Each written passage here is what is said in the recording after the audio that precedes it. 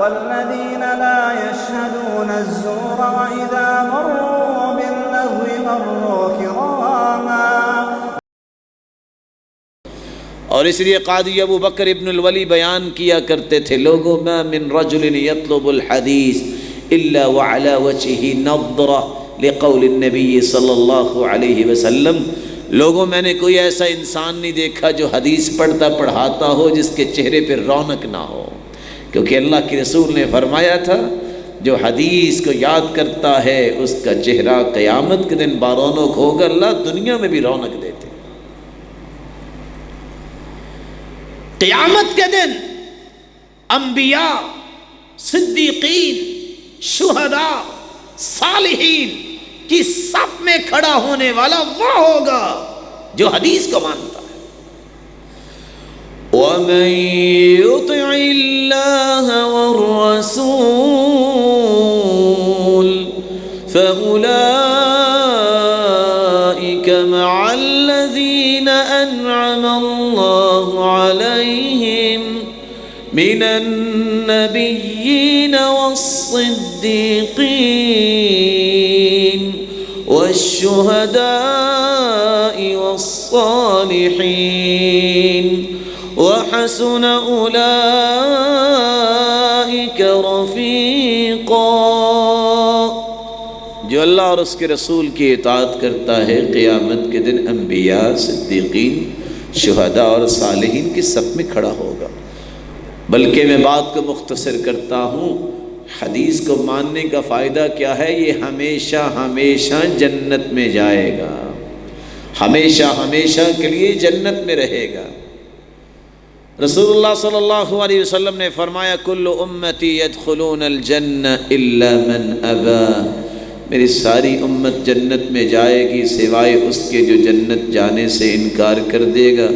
قیل ومن یأبی یا رسول اللہ، اللہ کے رسول جنت جانے سے کون انکار کرتا ہے؟ قال من اطاعنی دخل الجنہ ومن عصانی فقد ابا.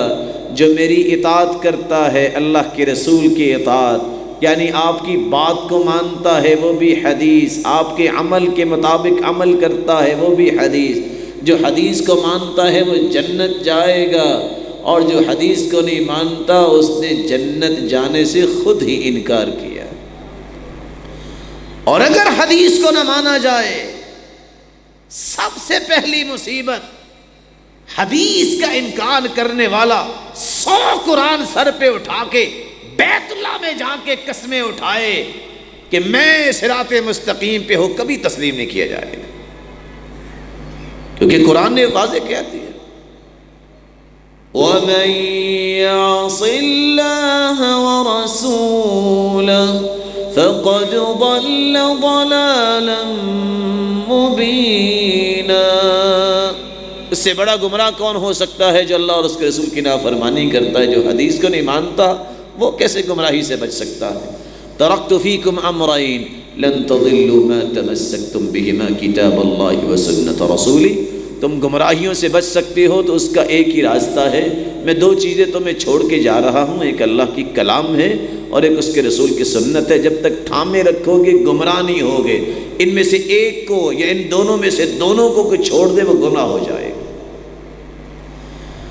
دنیا میں ہی مصیبتیں آتی ہیں، امت کو یہ محسوس کرنا چاہیے فَلْيَحْذَرِ الَّذِينَ يُخَالِفُونَ عَنْ أَمْرِهِ أَن تُصِيبَهُمْ فِتْنَةٌ أَوْ يُصِيبَهُمْ عَذَابٌ أَلِيمٌ. جو اللہ کے رسول کی مخالفت کرتا ہے یعنی حدیث کو نہیں مانتا، اس پہ دنیا میں مصیبتیں آتی ہیں. صحیح مسلم کی روایت یہ شاہین پڑھ چکے ہوں گے کہ ایک شخص بائیں ہاتھ سے کھانا کھا رہا تھا. اللہ کے رسول نے فرمایا کل بیمینک، دائیں ہاتھ سے کھانا کھاؤ. کہتا ہے لا استطیع، میں نہیں کھا سکتا. آپ نے فرمایا لا استطعت، نہیں کھا سکتے آپ. فما رفعها بعد ذلك الى فی، دوبارہ کھاؤ بھی نہ. اس سنت کو اس نے چھوڑا، اللہ کے رسول کی بات نہیں مانی. یہ دایاں ہاتھ شل ہو گیا، پوری زندگی پھر منہ تک یہ ہاتھ جا ہی نہیں سکا، جا ہی نہیں سکا. وَجُعِلَ الذُّلُّ وَالصَّغَارُ عَلَى مَنْ خَالَفَ أَمْرِي. ذلت و رسوائی اس پہ مار دی جائے گی جو حدیث کی مخالفت کرے گا، اور آج دنیا دیکھ رہی ہے۔ اور اس سے بڑا نقصان کیا ہو سکتا ہے کہ قیامت کے دن حوض کوثر سے محروم کر دیا جائے گا جو حدیث کو نہیں مانتا۔